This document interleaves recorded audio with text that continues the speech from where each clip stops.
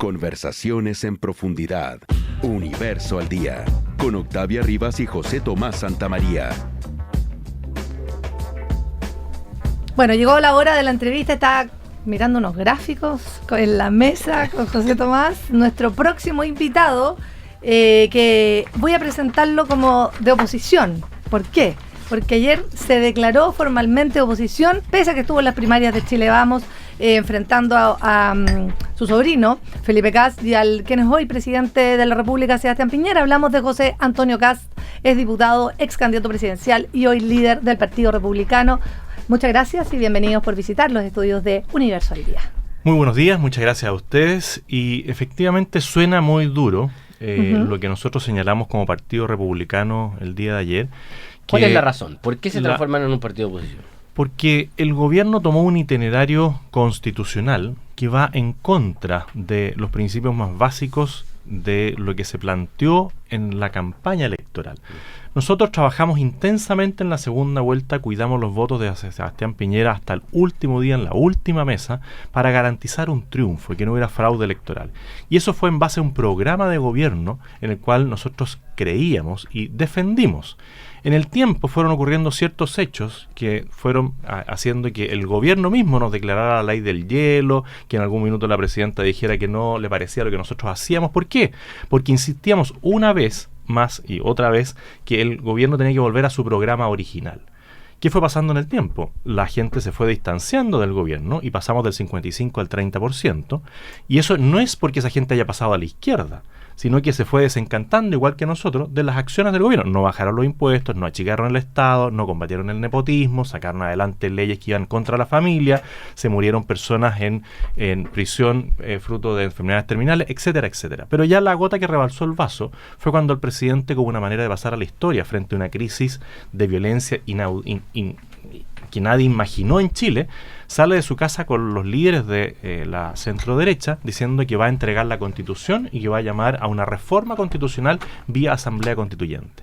Pero José Antonio, tengo que interrumpirlo y decirle que usted se saltó algo en su relato de hechos. Se saltó el 18 de octubre y se salta obviamente una manera en que la clase política recibe esta señal, cómo la interpreta y cómo hay un llamado del presidente a un acuerdo, que es ese acuerdo del 15 de noviembre que termina llevándonos a este proceso constituyente. Por eso mismo, fue una mala interpretación de lo que estaba ocurriendo. Pero es un acuerdo que firmaron prácticamente y transversalmente. Y que nosotros rechazamos el primer día, en la madrugada, el día 15 de noviembre o del 16 de noviembre, en la mañana del 16 de noviembre, nosotros salimos a plantear que ese acuerdo era ilegítimo porque se fundaba en una amenaza sobre la violencia.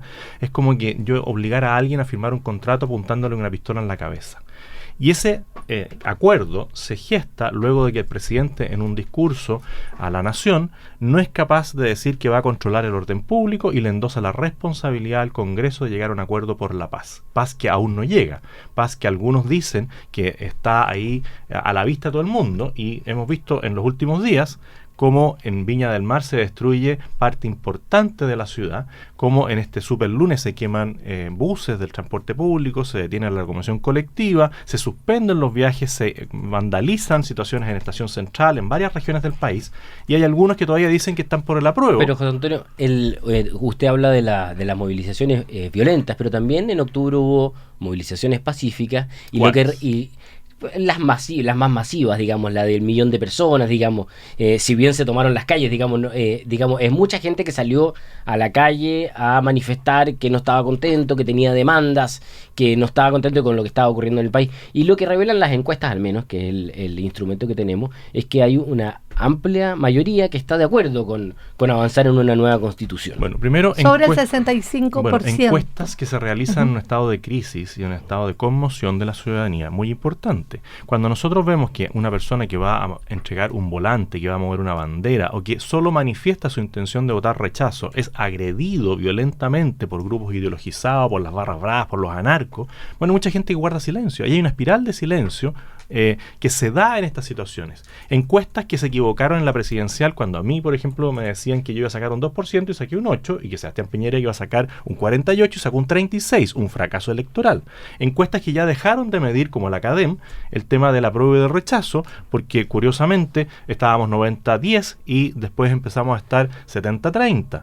y subiendo. Y Por la tanto, CEP de enero ha hablado de 67%. y la CEP de enero no considera, la misma CEP de enero es la que también evaluaba muy baja mi candidatura presidencial. Vuelvo a insistir, cuando hay un estallido de violencia de la magnitud que hubo el 18 de octubre, ninguna encuesta es capaz de medir lo que realmente está ocurriendo en el país. Pero el 18 de octubre, que te señala que a mí se me olvidó, no se me olvidó, porque el mismo 18 de octubre, al mediodía, yo hice una declaración pública en La Serena, donde me encontraba, y le solicité al presidente que decretara el estado de emergencia. Y el presidente se demoró de nuevo en exceso más de un día en decretar el estado de emergencia cuando ya era tarde, ineficiente y además lo hicieron mal. Y después trata de endosarle la responsabilidad al Congreso diciendo que necesita una ley especial para resguardar la infraestructura crítica, cosa que por lo demás no necesita porque el estado de emergencia contempla eso, pero se requiere un presidente que tenga el carácter suficiente para respaldar a las fuerzas públicas y de orden en las medidas que tiene que tomar de fuerza cuando hay gente organizada como los de la primera línea, gente organizada como las barras bravas, gente con malas intenciones como los narcotraficantes, que aprovechan esas manifestaciones masivas que sí existieron, pero que sirvieron de amparo para los violentistas. Y muchas de las personas que iban a esas marchas, si bien se manifestaban en contra de problemas de urgencias sociales, no compartían la violencia y fueron utilizados por estos inescrupulosos que destruían todo. Y de nuevo ahí el gobierno falló durante los 2 años porque no enfrentó las urgencias sociales. ¿Qué habría hecho usted distinto? Bueno, dependiendo de en qué momento. En el momento de que se hubiese nombrado el nuevo gabinete cuando asume Sebastián Piñera, no habría ocupado en ningún cargo, ya sea de ministerios, subsecretarios, gobernaciones, intendencias, seremías, jefe de gabinete, a algún familiar de algún parlamentario. Eso es nepotismo y la gente lo rechaza. En segundo lugar, habría dado señales claras de que íbamos a bajar los impuestos, íbamos a generar una reactivación, porque el impuestazo de Bachelet es parte del gráfico que estaba mostrando. Pero yo me refiero a para enfrentar la crisis. Bueno, pero es que son concatenados, porque la debilidad del gobierno se comenzó a producir el primer día en que asumió Sebastián Piñera, al tomar distancia de aquellos que votamos por él, confiados en que había un programa de gobierno. Y después del 18 de octubre, o previo al 18 de octubre, en el 18 de octubre había dictado el estado de emergencia de manera inmediata. Después no me habría comprado el discurso de la izquierda internacional que nos dejó como que fuéramos un país violador de derechos humanos. Los carabineros, la institución de carabineros, es por lejos la mejor institución policial que existe en toda Sudamérica. Y no pasa de un día para otro a ser una institución que se dedica a violar los derechos humanos. Eso significa que estamos hablando de por lo menos 4 informes, Human Rights Watch, la alta comisionada de las Naciones Unidas, que ya está en manos de la expresidenta Michelle Bachelet. Hay por lo menos 3, 4, 5 ONGs que han dado cuenta de esto. El propio Instituto Nacional de Derechos Humanos. Yo le diría que mejore la garantía a tema. Cualquiera de esos institutos, porque Michelle Bachelet se demoró años en hacer un informe que ni siquiera es completo para Venezuela. Y después nos viene a decir ella, a dar clases ella, de cómo se maneja la situación en Chile cuando su gobierno fue un fracaso, cuando ella liberó todo el tema de la inmigración irresponsable de Chile. O sea, para mí, Michelle Bachelet no tiene garantía ninguna de ser objetiva en lo que realiza. Michelle Bachelet, que fue la que fue a besarle el anillo a Fidel Castro. Michelle Bachelet, que tuvo relaciones muy cercanas con Dilma Rousseff y con el PT. Pero el informe lo hicieron veedores que estuvieron aquí prácticamente veedores que son de la misma línea de Michelle Bachelet. Bueno, pero más allá de eso, respecto del Instituto de Derechos Humanos, bueno, cuando nosotros tenemos personas que vigilan el cumplimiento de los derechos humanos, que han tenido un pasado ideologizado total de izquierda y que les pagan más de 5 millones de pesos, y cuando tienen que salir a hacer horas extras piden un aumento del presupuesto del Instituto Nacional de Derechos Humanos para financiar las horas extras, bueno, yo digo, la vocación parece que es bastante poca. Y cuando hay imágenes que confirman la existencia de estos delitos, las golpizas, hay 12 carabineros formalizados acá por la Fiscalía Oriente, está el episodio también de Colina, donde hay una persona. Veamos las imágenes completas, porque muchas veces... El caso de una persona en Ñuñoa que le llegan y le pegan por la espalda. Son los mismos, es el mismo caso de los 12 carabineros. Muchas veces se magnifica un solo hecho y se plantea de distintas miradas, unos por frente, uno por el lado, otro por atrás. Bueno, esos carabineros inicialmente tenían prisión preventiva. Colina, Ñuñoa, Puente Alto son 3 casos aislados. Y veamos cada uno de los casos en su plenitud, porque el de Plaza Ñuñoa es absolutamente distinto a los otros. Veamos los casos, por ejemplo, donde se acusan a personas de las Fuerzas Armadas que disparan, que finalmente no fueron personas de las Fuerzas Armadas, veamos en qué condiciones los carabineros reaccionan. Se dice que el atropello, por ejemplo, en la media fue intencional. Uno ve las imágenes y claramente la persona estaba corriendo entre medio de los que son llamados los lanzagases. Pero cuando uno ve las imágenes de una persona que está sola y es atacada, en el caso de Plaza Ñuñoa por la espalda, en el caso de Puente Alto está el joven sentado en una reja y llegan 8 carabineros y lo empiezan a golpear. Vuelvo a decir, el caso de la Plaza Ñuñoa es absolutamente distinto porque a la persona se le hacen varias advertencias de que se retire. Y no se retira. ¿Usted justifica lo que viene después en ese caso? No, yo no jamás voy a justificar la violencia, pero sí debo decir que habiendo toque de queda, la persona debería primero no haber estado en ese lugar. En segundo lugar, debería haber reaccionado a las instrucciones que le dio la fuerza pública. En tercer lugar, no debería haber ido a insultar o agredir a los carabineros. Y eso es lo que vio el tribunal para liberar a esos carabineros que usted me menciona. El caso de Puente Alto es distinto y Carabineros tomó la determinación de, en algunos casos, dar de baja a los funcionarios. Por lo tanto, estamos hablando de una institución que toma medidas, que cada vez que ha comprobado que se ha cometido un exceso o eventualmente un delito, ha dado de baja a los funcionarios. Vuelvo a insistir, es la mejor institución policial que tenemos en toda Sudamérica y para el nivel de las manifestaciones, para el nivel de la violencia, de la agresividad, porque curiosamente me plantean solo los casos donde los carabineros en algún momento se han excedido, pero no me han planteado ningún caso donde los carabineros han perdido la visión de un ojo, que son 4, no me han planteado ningún caso donde los carabineros han sido agredidos con ácido, no me han planteado ningún caso donde los carabineros han sido atacados. Porque estamos hablando de los informes de las violaciones a los derechos humanos. Y las violaciones de los derechos humanos contra los carabineros las cometen solo agentes del Estado, eso se ha aclarado. Eso ha sido una modificación que han realizado los elementos internacionales de acercar o deformar el concepto de violación de los derechos humanos. Todos somos seres humanos. Avancemos. Me gustaría saber cuál va a ser su participación en la franja y esto que apareció de que ustedes van a tener espacios en las 2 franjas. Así es. ¿Cómo es eso? Digamos, ¿no es trampa? Primero, ¿No va a hacer trampa? No, la trampa la hacen aquellos de izquierda que dicen que uno solamente si rechaza puede rechazar en las otras 2 o anular. ¿Quién dice que si yo porque rechazo no puedo ir por la mixta o la constituyente? Nadie. ¿Qué va a decir usted en el espacio de franja que tiene en apruebo? No, nosotros no tenemos franja en el apruebo, tenemos franja en la mixta o en la constituyente, que ya es la primera trampa, porque la franja electoral decía que solamente habían 2 posturas, sí o no, apruebo o rechazo. Después los hábiles de la concertación y algunos del apruebo de la derecha dijeron no, aquí son 2 franjas distintas, y nos quitaron 15 minutos para el rechazo, y le dieron esos 15 minutos a la constituyente o a la mixta. Bueno, en la constituyente o en la mixta, nosotros, dependiendo de cómo vengan las cosas, podemos decir no estoy de acuerdo con la mixta y en la otra no estoy de acuerdo con la constituyente, o puedo decir rechazo, porque hay partidos, miren lo más increíble, hay partidos como Renovación Nacional donde la mayoría de los diputados están por el rechazo, que es lo lógico, y hay unos pocos diputados que están por el apruebo. En la franja van a tener franja en el sí y en la franja en el no. Y a nosotros nos están cuestionando por tener franja en la mixta en la constituyente, siendo que dentro del Partido Republicano hay personas que están por la mixta, hay personas que están por la constituyente, hay personas que están por la anulación. Debería haber habido también una franja para los nulos, para decir anule, no hay. Claro, ¿qué van a decir como Partido Republicano? Entonces ya queda claro que ustedes vamos a sorprender. En los 3 segundos que tenemos de apertura de la franja, además nosotros abrimos la franja del rechazo, y lo vamos a sorprender. Y también vamos a estar en las otras 2 franjas, mixta y constituyente. ¿No puede decir cómo nos va a sorprender con 3 segundos? No, porque si no le perdí la sorpresa. Le doy 6. No, sería como echar a perder el cumpleaños sorpresa. Imagina, estamos todos escondidos detrás de la puerta a decir cumpleaños feliz sorpresa. Y aquí vamos a hacer lo mismo. Los vamos a sorprender. Y por eso están tan nerviosos de la oposición. Si se volvieron locos el día que nosotros dijimos que teníamos 1 segundo en la franja de la constituyente y 1 segundo en la franja de la constituyente. Hacen escándalo por todo, porque esos son los políticos. Desvían la atención a cosas que son menores. Si aquí lo que estamos conversando es de la inestabilidad que va a matar la economía del país, como lo venían conversando ustedes, el día que eventualmente gane el apruebo. Y los vamos a sorprender de nuevo, porque el rechazo va subiendo. ¿Cómo se está financiando? ¿En qué sentido? El Partido Republicano tiene hoy día cerca de 15.000 militantes, y los militantes fundadores, que son más de 150, mientras no tengamos la cuenta corriente oficial, ya tenemos RUT, pero ahora estamos trabajando en el otro tema de sacar la cuenta corriente, va a tener financiamiento del partido.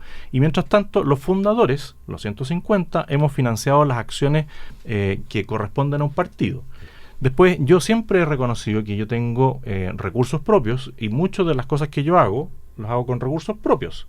Y lo otro es que esta cosita de aquí que vemos que son los celulares, internet, bueno, todavía es gratis a pesar de que el gobierno le sube los impuestos hasta las apps, porque en lo que ustedes mencionaban antes de los trabajos informales, bueno, hoy día hay que decir que con las modificaciones tributarias hasta las apps empiezan a pagar impuestos. José Antonio, y en el caso de la franja puntualmente, ¿usted puede decir cuánto dinero va a gastar si ha recibido, por ejemplo, donaciones de personas naturales? No, no hemos recibido donaciones de personas naturales, y cuando algunos de los videos que ustedes ven son muy artesanales. ¿Se acuerdan del rechazo? Sí, bueno, ese lo hice con mi celular, me cambié 3 veces la camisa, me cambié 3 veces de locación, lo cortamos, lo pegamos y ahí está, y causó conmoción. Porque dijeron, ¿cómo bajó al nivel de hacer ese video? Bueno, hice un video que generó un revuelo increíble. Dicen que ninguna publicidad es mala. Fui el primero en estar en TikTok. Y todos me decían, ¿qué es lo que es TikTok? Nadie sabía lo que es TikTok. Hoy día los planes vienen con el programa de TikTok gratis, con la app gratis de TikTok. Son 10 segundos con música, donde usted aparece ahí bailando. Me decían, ¿cómo te popularizaste de esa manera, tocando con un parlante, el tusa? Bueno, ahora están todos con TikTok. Bueno, todas esas cosas, esa creatividad que tenemos, ir en un segundo en la constituyente, en la ¿Me mixta, podría no dar vale una plata. cifra, José Antonio? No la puedo dar porque, ¿Por qué? Porque no la sé. O sea, Pero si ¿cómo no la vas a ver? Si usted es la persona que está a cargo de la franja, acaba de decir, por el rechazo y por comisión mixta y constituyente. Porque las cosas que estamos haciendo, como se lo he dicho, no tienen un costo.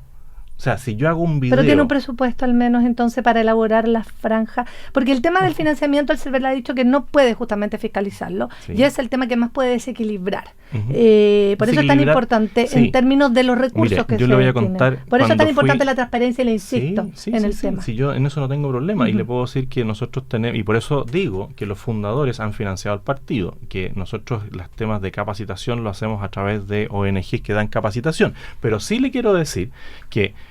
Por ejemplo, cuando yo fui candidato a diputado y me encontré una vez repartiendo volante con otro candidato a diputado que era el Partido Comunista, nos encontramos en su casa y me insultó porque yo llegué a tocar el timbre a las 2 de la tarde y él estaba almorzando. Entonces me dice, aquí viene la derecha con sus recursos. Mira, perdona, pero mis zapatillas están bastante más gastadas, no estoy almorzando en mi casa, no estoy durmiendo siesta y tú estás ahí tranquilito adentro, calentito. ¿Y qué pasó? Él perdió, yo gané.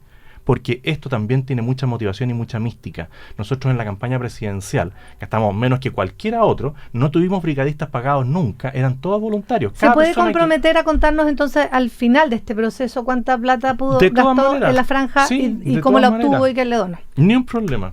Perfecto. Me invitan el día 28, el 28 de abril o el 29 para pasar de sí, porque vamos a estar con la resaca de la celebración, entonces usted me invita 3 días después, cuando ya me haya recuperado de haber celebrado por el rechazo, y yo le traigo un informe completo y detallado. Ya. Estábamos hablando del orden público de la violencia también, y hay un fenómeno que ha ocupado bastante las redes sociales que tanto comenta usted. Ha generado harto impacto. Hay un video que da vuelta en una de las marchas que se hizo justamente por el rechazo, en donde aparecía una suerte de primera línea, ¿cierto?, del rechazo, personas con escudos y gritando consignas. ¿Usted los conoce? ¿Quiénes son? ¿Por qué estaban ahí?